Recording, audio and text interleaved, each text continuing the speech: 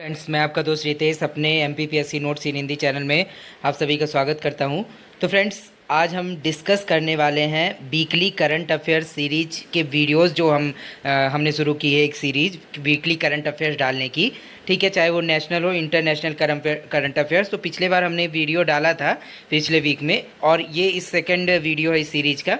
तो चलते हैं, हम देखेंगे दिनांक 19/8/2024 से लेके 25/8/2024 तक के जो है करंट अफेयर्स जो हैं उसको हम इस वीडियो में देखने वाले हैं। ठीक है, तो चलते हैं, सीधे देखते हैं कि कौन कौन से इम्पॉर्टेंट करंट अफेयर्स के क्वेश्चंस हैं जो कि इस वीक में हैं इम्पॉर्टेंट। ठीक है, तो सबसे पहले देखते हैं, राष्ट्रीय भू विज्ञान पुरस्कार की स्थापना किस मंत्रालय के द्वारा की गई थी?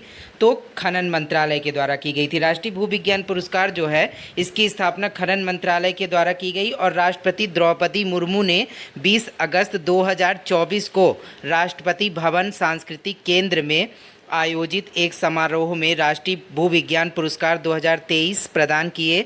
और राष्ट्रीय भू विज्ञान पुरस्कार की स्थापना जो है भारत सरकार के खनन मंत्रालय द्वारा भू विज्ञान के विभिन्न क्षेत्रों में असाधारण उपलब्धियों और उत्कृष्ट योगदान के लिए व्यक्तियों और टीमों को सम्मानित करने के उद्देश्य से की गई है। किसकी स्थापना जो है? राष्ट्रीय भू विज्ञान पुरस्कार की।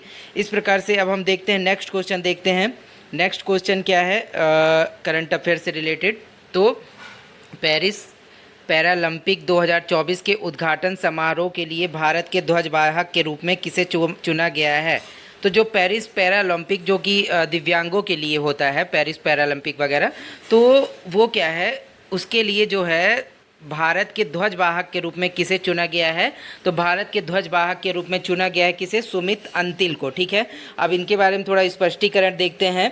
तो भारत की पैरालंपिक समिति ने आगामी 2024 पेरिस पैरालंपिक्स में देश के प्रतिनिधित्व के संबंध में एक महत्वपूर्ण घोषणा की है।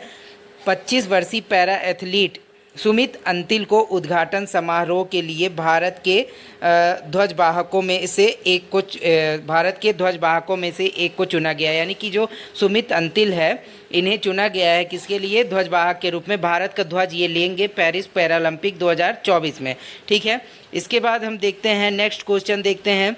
नेक्स्ट क्वेश्चन जो है करंट अफेयर से संबंधित क्या है? तो भारत और किस देश के बीच संयुक्त सैन्य प्रशिक्षण अभ्यास मित्र शक्ति का आयोजन किया जा रहा है? तो ये किस देश के साथ किया जा रहा है? तो भारत और श्रीलंका के बीच में किया जा रहा है।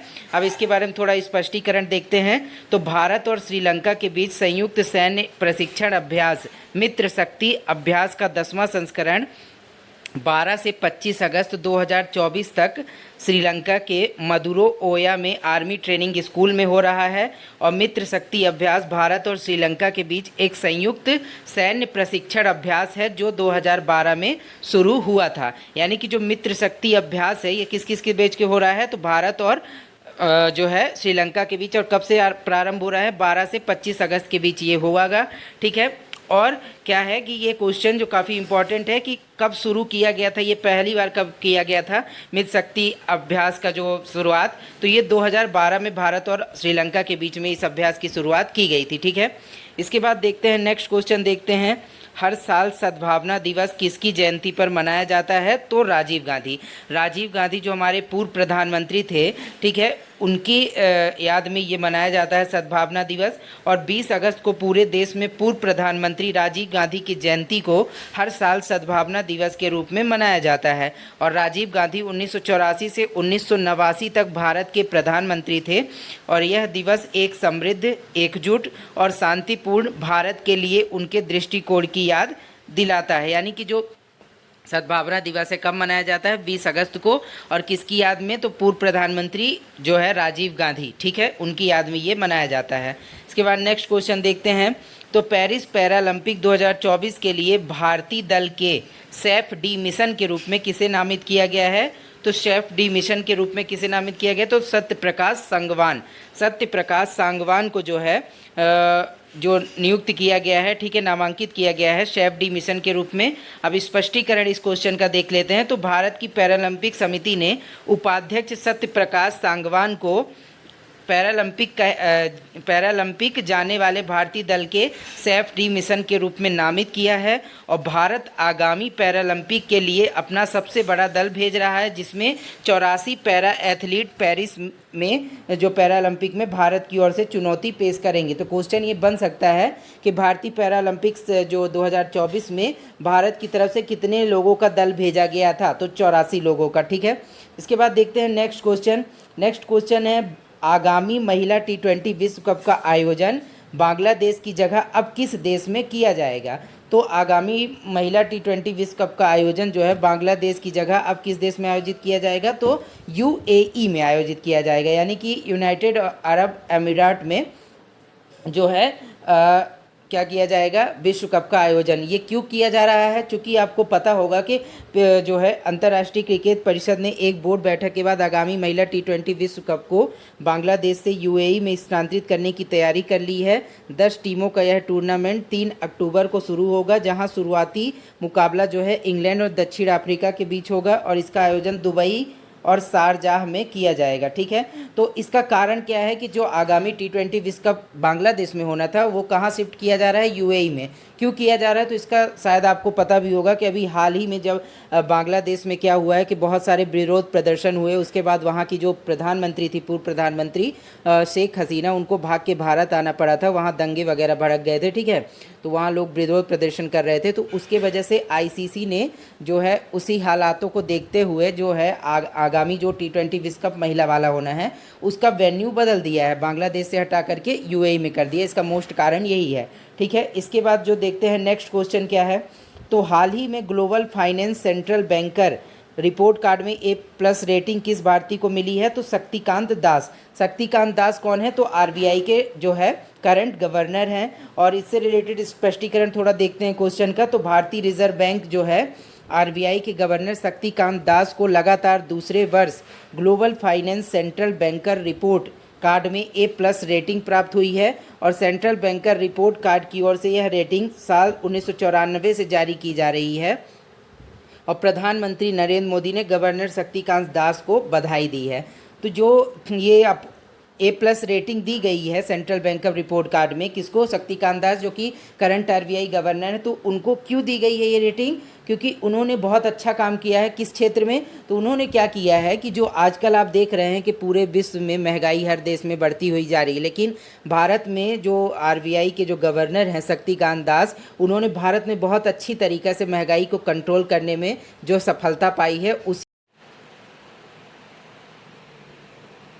जो बहुत अच्छी तरीक़े से महंगाई को सफलता पाई है मेंटेन करने में, उसी के उपलक्ष्य में जो है इनको ये अवार्ड दिया गया। ठीक है, शक्तिकांत दास जो RBI के गवर्नर है वर्तमान में।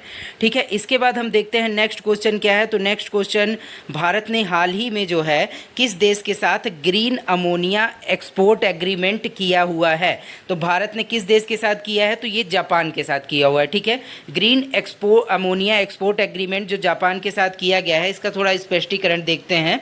तो भारत और जापान ने हाल ही में ग्रीन अमोनिया एक्सपोर्ट एग्रीमेंट पर हस्ताक्षर किए हैं। और यह समझौता Sembcorp Industries, Sojitz Corporation, Kyushu Electric Power Company और NYK लाइन के बीच हुआ है। और इस अवसर पर केंद्रीय नवीन और नवीकरणीय ऊर्जा मंत्री प्रहलाद जोशी भी मौजूद थे। यानी कि जो ये समझौता हुआ है भारत और जापान के बीच, तो ये अमोनिया जो होता है उसके एक्सपोर्ट को लेकर किया गया है। ठीक है, तो आप ये ध्यान रखेंगे कि किस देश के साथ हुआ है भारत का, तो जापान के साथ हुआ है। ठीक है, इसके बाद देखते हैं नेक्स्ट क्वेश्चन। नेक्स्ट क्वेश्चन है, राष्ट्रीय अंतरिक्ष दिवस कब मनाया जाता है। तो कब मनाया जाता है, तो ये 23 अगस्त को मनाया जाता है। अब कब मनाया जाता है ये तो मोस्ट है ही, लेकिन क्यों मनाया जाता है, तो क्या मनाने का क्या कारण है राष्ट्रीय अंतरिक्ष दिवस को, तो इसका जो स्पष्टीकरण हम देखते हैं थोड़ा। तो भारत के लिए 23 अगस्त देश की अंतरिक्ष यात्रा में एक महत्वपूर्ण दिन है, जो चंद्रयान 3 मिशन की ऐतिहासिक सफलता के बाद पहली बार मनाया जा रहा है। और चंद्रयान 3 मिशन के तहत भारत ने मिशन के साथ भेजे गए विक्रम लैंडर को चंद्रमा के दक्षिणी ध्रुव पर जिस स्थान पर लैंड कराया था उसे शिव शक्ति पॉइंट के नाम दिया गया। यानी कि जो 23 अगस्त को राष्ट्रीय अंतरिक्ष दिवस मनाया जाता है, तो ये क्यों मनाया जाता है, तो भारत ने जो चंद्रयान 3 भेजकर चंद्रमा के दक्षिणी ध्रुव पर एक इतिहास रच दिया था, तो उसी के जो है उपलक्ष्य में जो है मोदी गवर्नमेंट ने क्या किया था कि 23 अगस्त को राष्ट्रीय अंतरिक्ष दिवस के रूप में मनाने की घोषणा की थी। ठीक है, इसके बाद देखते हैं नेक्स्ट क्वेश्चन, हाल ही में नए केंद्रीय गृह सचिव के रूप में किसने पदभार ग्रहण किया है? तो केंद्रीय गृह सचिव के रूप में किसने पदभार ग्रहण किया है? तो गोविंद मोहन जी ने जो है पदभार ग्रहण किया है केंद्रीय गृह सचिव के रूप में। और स्पष्टीकरण इसमें देखते हैं तो वरिष्ठ आईएएस अधिकारी गोविंद मोहन ने हाल ही में नए केंद्रीय गृह सचिव के रूप में कार्यभार संभाल लिया और उन्होंने अजय कुमार भल्ला का स्थान लिया है। और बनारस हिंदू विश्वविद्यालय से बीटेक और आईआईएम अहमदाबाद से पीजी डिप्लोमा करने वाले मोहन कैबिनेट सचिव के बाद शीर्ष नौकरशाही पद पर नियुक्ति से पहले केंद्रीय संस्कृति सचिव के रूप में भी कार्यरत थे। यानी कि जो है कि जो पहले भी ये मतलब कि एक बड़े पद पर थे, केंद्रीय संस्कृति सचिव के रूप में ये जो गोविंद मोहन हैं थे, लेकिन वर्तमान में इन्होंने केंद्रीय गृह सचिव का पद जो है पदभार ग्रहण कर लिया है। ठीक है, इसके बाद नेक्स्ट क्वेश्चन देखते हैं। तो हाल ही में समाचारों में देखी गई मुख्यमंत्री माझी लड़की बहन योजना किस राज्य के द्वारा शुरू की गई? तो ये महाराष्ट्र सरकार के द्वारा शुरू की है। ठीक है, महाराष्ट्र सरकार के द्वारा शुरू की गई है। और इसमें क्या है, क्या दिया जाना है, तो इसको डिटेल में थोड़ा देखते हैं। तो एकनाथ शिंदे के नेतृत्व वाली महाराष्ट्र सरकार ने रक्षाबंधन के अवसर पर मुख्यमंत्री माझी लड़की बहन योजना शुरू की और इस योजना के तहत महाराष्ट्र की 1 करोड़ से ज़्यादा महिलाओं को हर महीने 1,500 रुपये दिए जाएंगे। और इसे जो है मध्य प्रदेश की लाडली बहना योजना की तर्ज पर बनाया गया है, लेकिन यह एक स्थायी पहल होगी। इस योजना का उद्देश्य राज्य में महिलाओं के हितों की रक्षा और उनका जो है समर्थन करना है। रक्षाबंधन में भले ही इसे लॉन्च किया गया, लेकिन ये एक स्थायी योजना है, कंटिन्यू मिलता रहेगा, ना कि सिर्फ रक्षाबंधन है। ठीक है, महाराष्ट्र सरकार के द्वारा किया गया है, 1,500 दिया जाना है इसमें।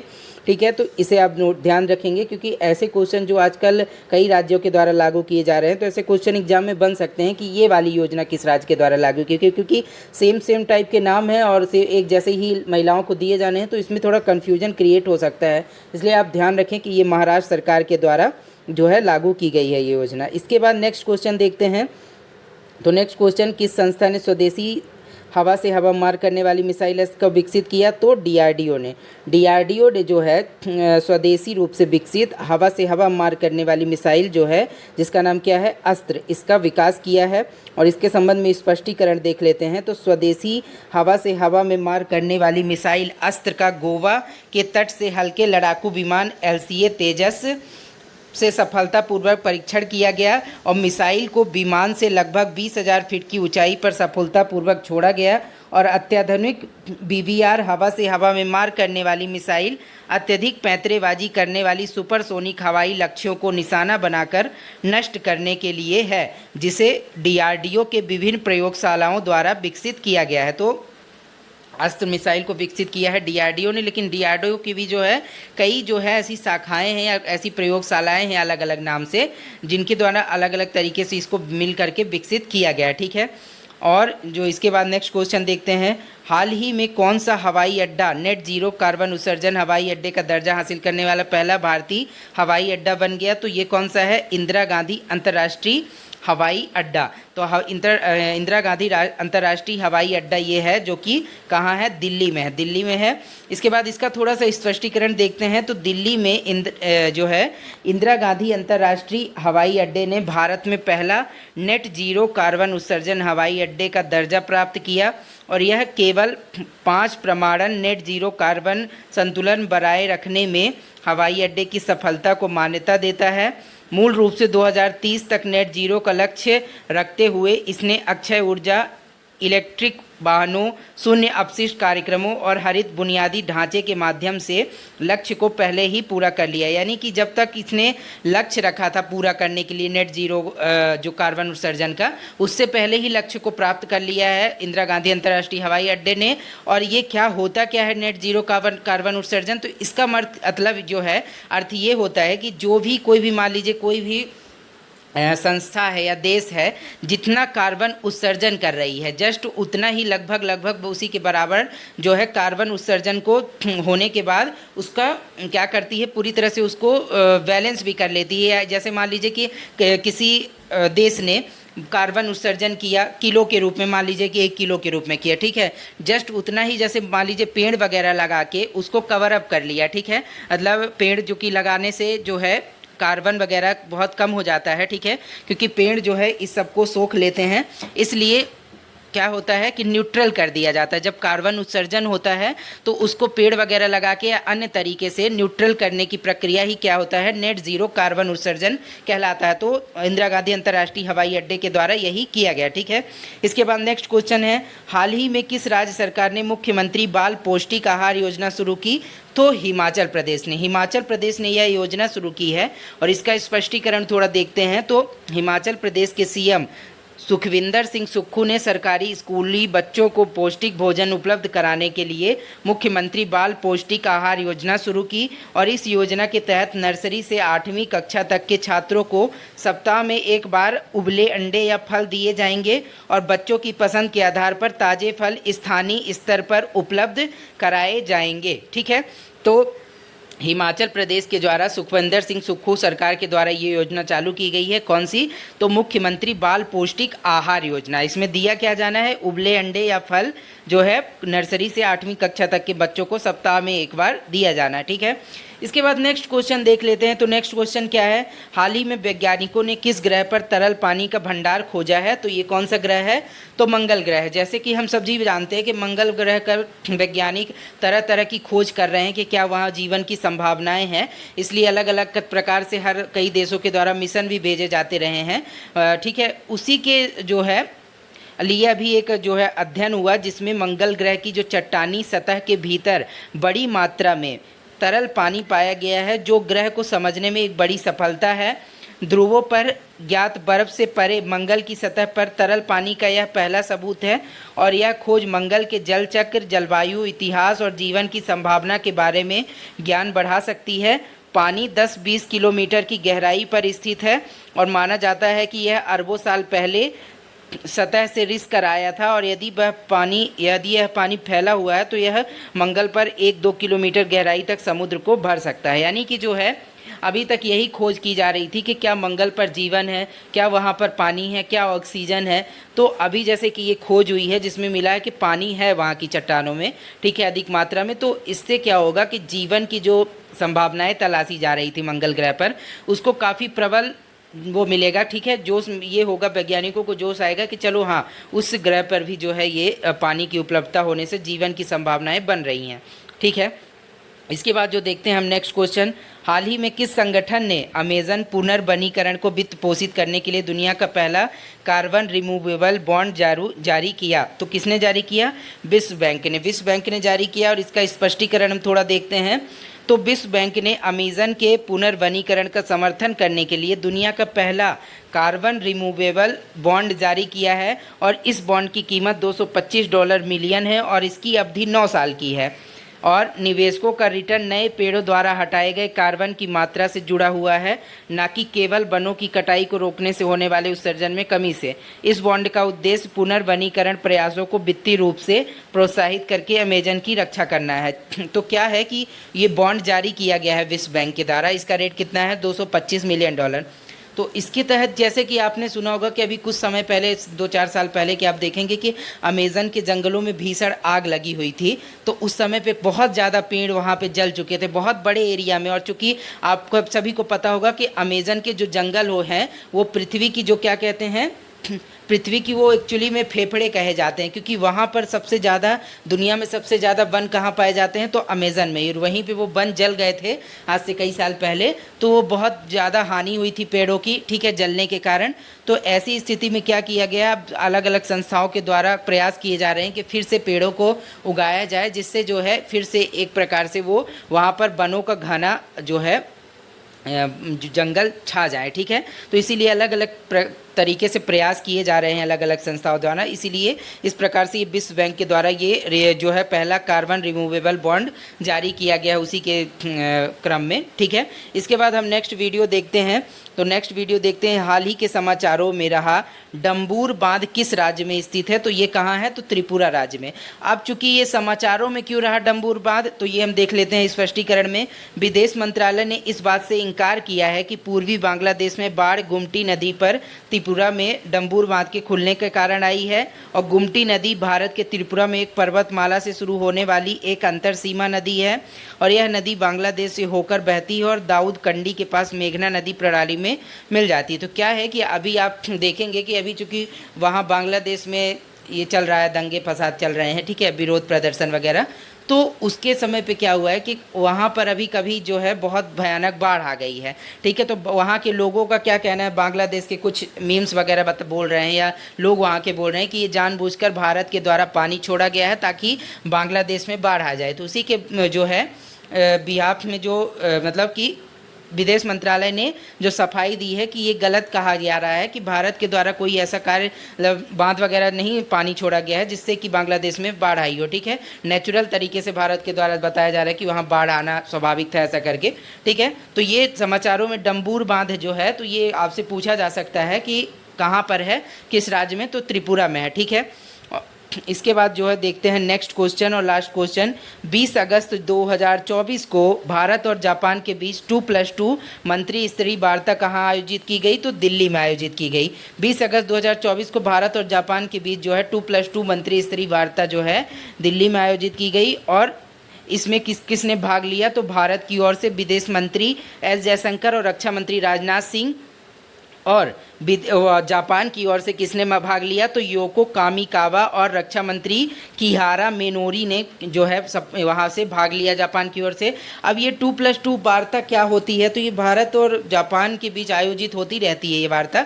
ये क्षेत्रीय संतुलन या शांति वगैरह के लिए, या जो भारत और जो सहयोग संबंध है भारत और जापान के बीच, या जो क्षेत्रीय मान लीजिए कि किसी देश में अस्थिरता है या चीन के बढ़ते प्रभाव को कम करने के संबंध में, या जो भी है चीज़ें, इन सभी चीज़ों को मिल बांट के ये सभी जो दोनों देश बात करते हैं, एक दूसरे से चर्चा करते हैं और दोनों देशों की तरफ से दो मंत्री इसमें बैठते हैं, ठीक है। तो इस प्रकार से ये भी आप ध्यान रखेंगे कहाँ आयोजित की गई, तो दिल्ली में आयोजित की गई।